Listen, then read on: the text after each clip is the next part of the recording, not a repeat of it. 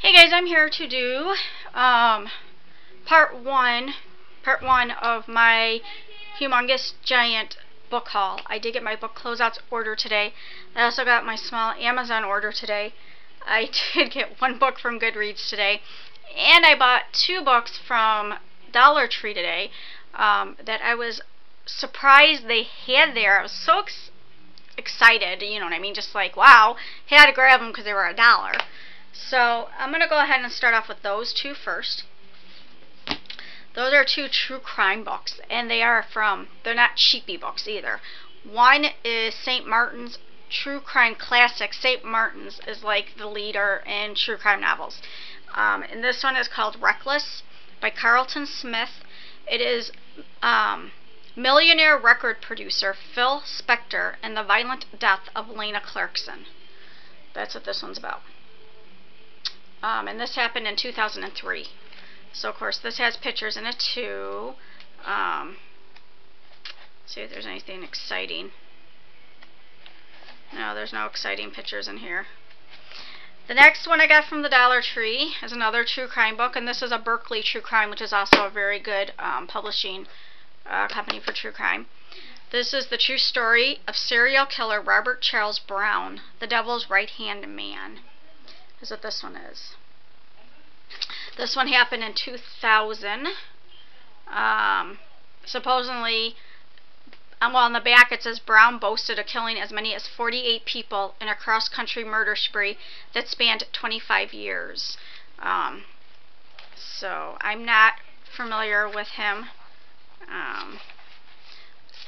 but this will be interesting to read.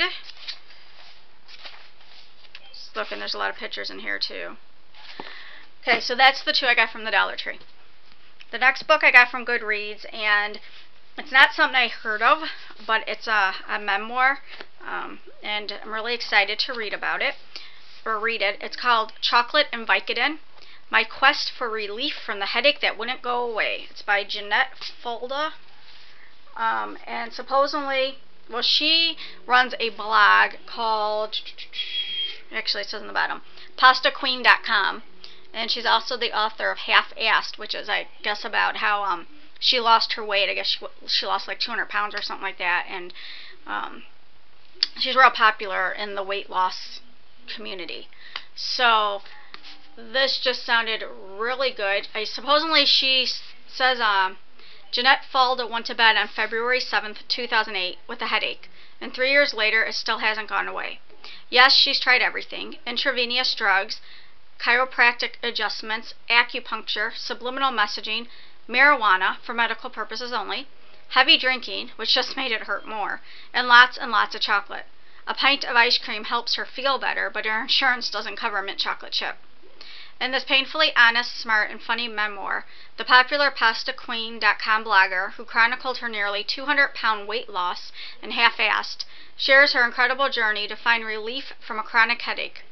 As she visits countless doctors, indulges all manner of unsolicited advice from the internet, and investigates every possible cause, from a brain tumor to a dead twin living in her brain, Jeanette considers what it means to suffer, how to live with pain, and why the best treatment might be the simplest: laughter. So that sounds very interesting to read. The next couple are from book closeouts. I got two boxes, so I guess everything couldn't fit in one. This first book here, Jarrett from Book Notes, I believe it's called now, will be happy about this because he keeps asking me when I'm going to get it. Heaven Looks a Lot Like 'Em All. I got this one because the paperback one that I liked, they didn't have, and you know, this one's not bad either. So, and this is by Wendy Mass. This one's written in verse, which he might have said and I didn't remember, but I'm really happy about that. I love books that are written in verse. This one says, when 16-year-old Tessa suffers a shocking accident in gym class, she finds herself in heaven, or what she thinks is heaven, which happens to bear a striking resemblance to her hometown mall. In the tradition of It's a Wonderful Life and A Christmas Carol, Tessa starts reliving her life up until that moment. She sees some things she'd rather forget, learns some things about herself she'd rather not know, and ultimately must find the answer to one burning question. If only she knew what the question was. So it sounds good, and I heard it was good. So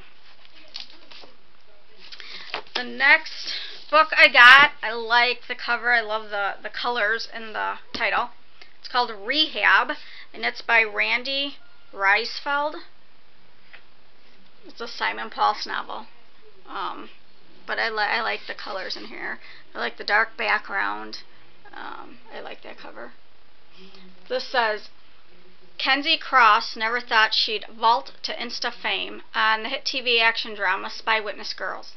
A virtual unknown, she's the show's breakout star, and the lead in a major new movie.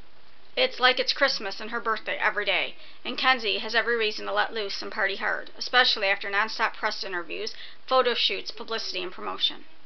But when her partying goes a little too far, Kenzie is given an ultimatum by her director. Go to rehab or get cut from the film. Kenzie agrees to the stint and really kind of enjoys her posh quarters, not to mention her daily swim, her horseback riding lessons, and her private massages, which are all part of her therapy. But then it finally hits her why she's really there, and she begins to wonder if she's even ready to leave. Normally, well, the first part of what it described this book as being a girl in a movie, being popular. I'm not into that stuff, the press and just celebrities and stuff like that. But I like the fact that she goes to rehab, that there's drama, that there's something she's dealing with. I like that part. So the next book, I almost got it one time when I was at Half Price Books, but I read the back and I was like, wasn't interested, even though the cover is gorgeous. And then they had it on bookcloseouts.com for like $2.99 for the paperback, and I'm like, you know what? Like I've said millions of times, books are art to me. So for $3, even if I don't like the book, and even though I heard it was great, the book was great, I love the cover. So it's called Eyes Like Stars by Lisa Manchev. This cover is just gorgeous. So like I said, even if I don't like the book, the cover is beautiful. This is about welcome to the Theater Illuminata, where the characters of every play ever written can be found behind the curtain. The actors are bound to the theater by the book, an ancient and magical tome of scripts. Birdie is not one of the actors, but they are her family, and she is about to lose them all because the book has been threatened, and along with it, the theater. It's the only home Birdie has ever known, and she has to find a way to save it. But first, there is the small problem of two handsome men, both vying for her attention. The course of true love never did run smooth. It's about theater. It does have big words, which I like. It's got little, let me see. Maybe it was just on the last page, or this discussion questions. It has like little dragonflies here or something. And actually, they're people. They look like, so maybe they're fairies, not dragonflies, fairies. Duh. The next book I got is called Klepto. It's by Jenny Polak. Another neat cover. It's a speak novel. I don't know if you guys can see that. I like how it has the security tag on her shirt. It says, Julie Braverman is the coolest person Julie Protsky has ever met. She has no curfew and a to-die-for wardrobe. During their freshman year at the High School of Performing Arts in New York City, the previously unexplored world of flirting, freedom, and fashion is revealed to Julie P. through the eyes of her new best friend. In learning the secret to Julie B's collection of Fiorucci jeans, shoplifting only makes Julie P. admire her more. Before long, Julie P. has her own closet full of stolen clothing and a new boyfriend, all thanks to Julie B. Then Julie P.'s conscience catches up with her. If she stops stealing, will her relationship with Julie B. come to an end? So that sounds interesting. I haven't read a book like that. I mean, not that it's anything like out there to say I haven't read a book like that, but the next book I got I read her other book. This is called Let's Get Lost. It's by Sarah Manning, and she wrote Guitar Girl, which I did read. It's another Speak novel. I enjoyed Guitar Girl. It wasn't anything deep and profound or a lot of drama or anything like that, but I liked it. The cover, the words actually remind me kind of like Guitar Girls. It says, Isabel is the girl who rules the school with an iron fist and a gang of minions who do her bidding. Her friends are scared of her, her teachers can't get through to her, and that's just the way she likes it. With her razor-sharp edges and tall walls, nothing gets to Isabel, and no one, but no one, is ever going to discover her dark, sad secrets. Then she meets Smith, and Isabel learns that sometimes when all the expectations and pressures are too much, you just need someone to help you get lost. This is a short book in height.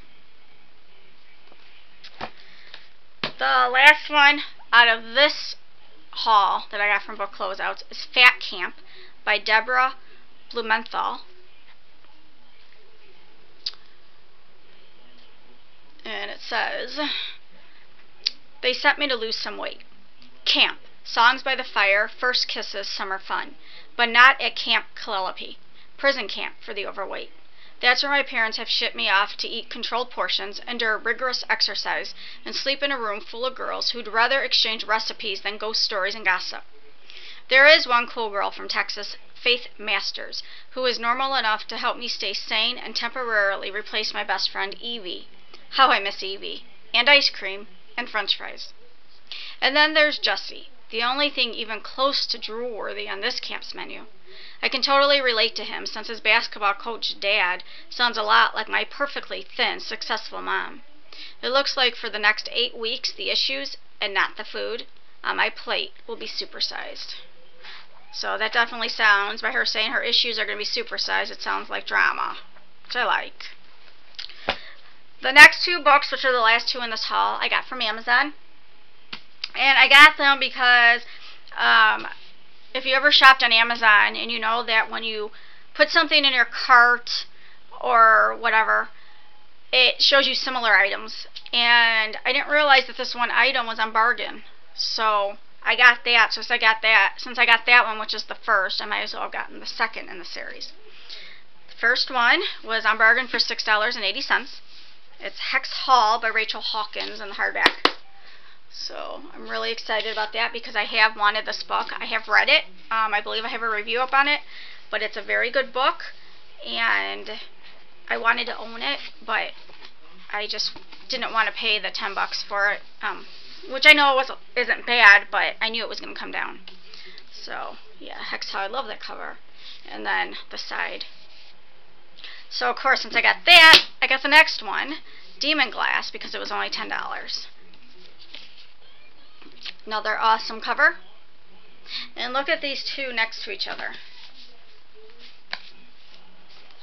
That looks so neat. It's like they're going to look so nice in my bookshelf. Yeah. I'm not going to tell you what Demon Glass is about because it's a sequel, but I'll go ahead and read the back of Hex Hall, even though I'm sure most of you know what it is about, but I'm going to do it anyway. 3 years ago, Sophie Mercer discovered that she was a witch. It's gotten her into a few scrapes. Her non-gifted mother has been as supportive as possible, consulting Sophie's estranged father, an elusive European warlock, only when necessary. But when Sophie attracts too much human attention for a prom night spell gone horribly wrong, it's her dad who decides her punishment, exile to Hex Hall, an isolated reform school for wayward prodigium, a.k.a. witches, fairies, and shapeshifters. By the end of her first day among fellow freak teens, Sophie has quite a scorecard. 3 powerful enemies who look like supermodels, a feudal crush on a gorgeous warlock, a creepy tag-along ghost, and a new roommate who happens to be the most hated person and only vampire on campus. Worse, Sophie soon learns that a mysterious predator has been attacking students, and her only friend is the #1 suspect. As a series of blood-curdling mysteries starts to converge, Sophie prepares for the biggest threat of all, an ancient secret society determined to destroy all prodigium, especially her.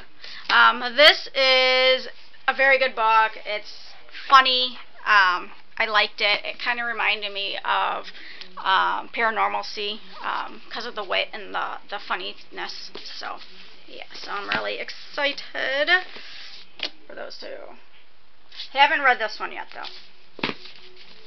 So that's the end of the first part of my haul. I have like 26 more books, something like that. So that's going to be 2 more hauls. I haven't decided yet if I'm going to post them tonight or if I'm going to post one Friday and the other one Saturday, or both Friday, or I don't know yet, so stay tuned. I know I do have a reintroduction video I'm going to do. Kaisa, sorry if I mispronounced your name, did that, and I thought it was excellent, because for the new subscribers or the fairly new, it's a chance for them to kind of get to know a little bit more about her, since if they weren't there from the beginning. Which, speaking of, last time I checked, I had 652 subscribers, so thank you guys so much. That is like amazing. So wow. Yeah. So, alright, I'm gonna go open some more books and stay tuned. Maybe I'll have another one up tonight. Bye.